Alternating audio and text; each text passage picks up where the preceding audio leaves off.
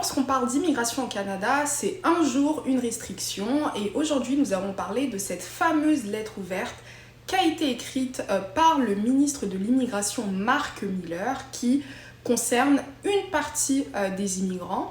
Vous allez comprendre que à la suite de cette lettre ouverte, de nouvelles restrictions et de nouvelles mesures ont été portées à l'attention de la population. Si c'est un sujet qui vous intéresse, je vous invite à regarder cette vidéo jusqu'au bout. Hello tout le monde, j'espère que vous allez bien, bienvenue sur l'éveil ivoirien et aujourd'hui nous allons directement parler des étudiants internationaux car le ministre de l'immigration Marc Miller a décidé d'écrire une lettre ouverte à l'attention des collèges, donc de toutes ces institutions qui sont directement responsables de la venue de nouveaux étudiants étrangers chaque année au Canada. Je vous avouerai qu'en 3 ans au Canada bientôt, je n'ai jamais vu un ministre de l'immigration faire une lettre ouverte. Ça prouve à quel point le sujet il est extrêmement grave. Dans cette lettre, il explique que le Canada s'est rendu compte, en gros, que beaucoup d'étudiants internationaux profitaient du système en demandant à la suite d'un visa étudiant une prolongation de séjour par le statut d'asile. Pour toutes les personnes qui ne le savent pas, depuis quelques années, il y a beaucoup d'étudiants internationaux, même de travailleurs, etc. Mais on le sent beaucoup plus dans la communauté des étudiants internationaux qui décident, une fois arrivés au Canada, qu'ils n'ont pas forcément envie de payer les frais de scolarité. Il y en a d'autres aussi, c'est légitime, parce que malheureusement, ils n'ont pas assez les moyens ou ils se retrouvent dans des situations compliquées. Donc, ils décident de faire une demande d'asile. Le statut d'asile au Canada, c'est un statut qui est extrêmement protégé. Donc lorsque vous avez la chance de faire une demande d'asile, vous êtes sponsorisé à 100% par le gouvernement. Vous ne payez plus rien.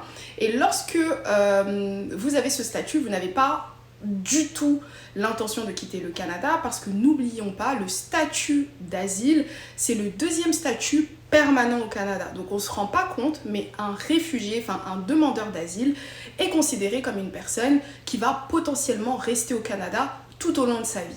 Et ce qui s'est passé ces dernières années, c'est que le gouvernement s'est rendu compte qu'il y avait énormément d'étudiants qui demandaient le droit d'asile et les délais de traitement également se sont rallongés.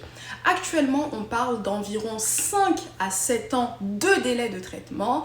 Donc, lorsque tu as la chance de faire cette demande d'asile, ce qui se passe, c'est que pendant en moyenne 5 à 7 ans, tu vas rester au Canada, tu vas être sponsorisé par le gouvernement parce qu'il y a beaucoup de demandeurs d'asile qui malheureusement n'arrivent pas forcément à trouver un emploi. Donc tant que tu n'as pas d'emploi, tant que tu n'es pas assez établi au Canada, c'est le gouvernement qui te paye tout à 100%. Et finalement, après les 5 à 7 ans d'attente, tu as deux choix. C'est soit tu retournes dans ton pays d'origine parce que ça a été acté par le juge comme quoi ta demande elle était illégitime, ou soit tu as de la chance parce que tu restes au Canada et là tu deviens officiellement résident permanent et à la suite tu peux même prétendre à devenir canadien. Cette lettre ouverte demande à toutes les institutions responsables de l'immigration des étudiants internationaux de faire plus attention car le gouvernement du Canada prêtera également attention à toutes ces nouvelles demandes d'immigration, notamment de demandes d'asile, etc.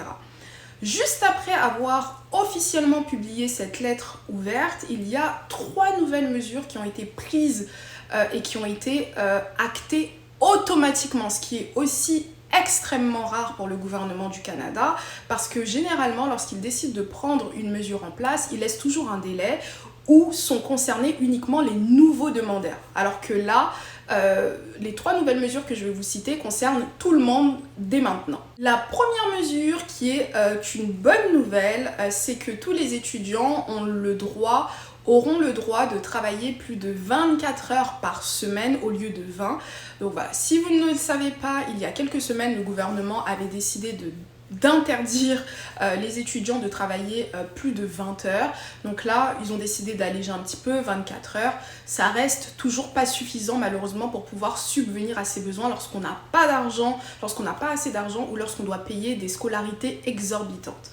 La deuxième mesure qui est extrêmement grave est que les étudiants internationaux n'auront plus le droit automatiquement de pouvoir changer d'établissement ou changer de formation une fois au Canada sans avoir demandé un nouveau permis étudiant.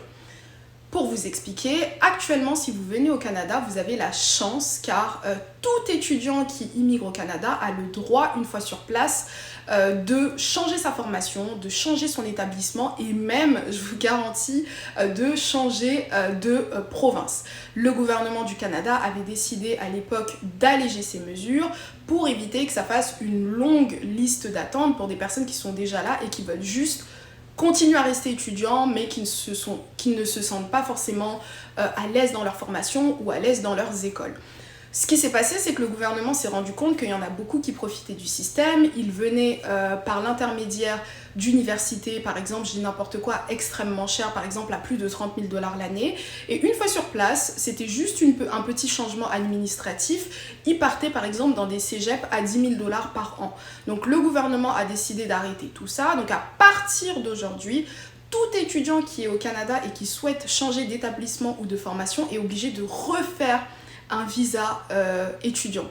Donc les délais seront allongés, ça va être extrêmement compliqué. Donc en gros, si tu n'as pas les moyens de pouvoir payer une formation, ne t'engage pas dans cette formation car tu ne pourras rien ni changer. La troisième mesure ne concerne pas directement les étudiants, mais bien évidemment qu'ils seront impactés car elle vise, ou en tout cas elle avertit toutes les institutions responsables de faire venir des étudiants, tous les collèges, les universités, etc., qu'ils sont tenus de respecter des critères qui sont stricts en termes d'immigration et en termes de respect de la loi.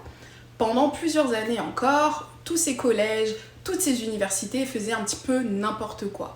Elles faisaient en sorte qu'il y ait plus d'étudiants qui puissent avoir des visas étudiants uniquement pour remplir leurs universités et gagner beaucoup d'argent sans pour autant se préoccuper de la qualité des formations, même des diplômes accordés, et c'est devenu du n'importe quoi.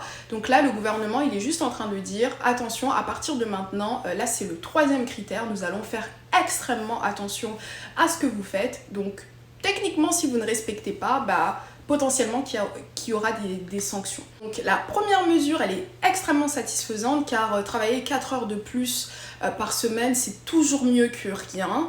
La deuxième mesure, malheureusement, elle va impacter directement les étudiants et en plus les étudiants qui sont dans les difficultés ou qui n'aiment pas leur formation ou qui voulaient changer de formation.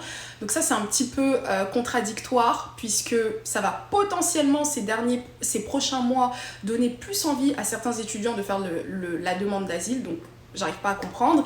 Et la troisième mesure, en fait, elle concerne ceux qui sont directement impliqués dans cette arrivée massive d'étudiants et qui sont directement impliqués aussi dans tout ce qui est lié au fait que les étudiants sont de plus en plus considérés comme étant des immigrants précaires car ils arrivent au Canada, ils ont du mal à payer leur loyer, ils ont du mal à se nourrir et finalement il y en a qui ont le besoin de demander le droit d'asile. Pour conclure, ce que je peux dire, c'est qu'il faut faire super attention à nos demandes d'immigration, que vous soyez au Canada ou pas, que vous ayez envie d'être étudiant ou travailleur ou résident permanent, sachant que le gouvernement du Canada est extrêmement déterminé. Je vais vous mettre à la fin de cette vidéo la lettre ouverte, vous allez pouvoir cliquer sur pause et la lire. Malheureusement elle est que en anglais, il l'a pas traduite en français. Et puis si jamais vous souhaitez venir au Canada en tant qu'étudiant, prenez en considération toutes ces nouvelles mesures. Moi ça ne va pas m'étonner si dans quelques semaines ils expliquent qu'ils décident de totalement annuler les demandes d'asile au Canada et que toute personne voulant être demandeur d'asile doivent demander le statut directement de leur pays d'origine. Ça va vraiment pas m'étonner. Donc là, si vous êtes dans une situation compliquée au Canada, essayez de regarder d'autres alternatives que la demande d'asile. Et si jamais vous souhaitez toujours venir en visa étudiant, le seul conseil que je peux vous donner, choisissez toujours une université que vous pouvez payer à 100%, que vous pouvez financer avec vos moyens.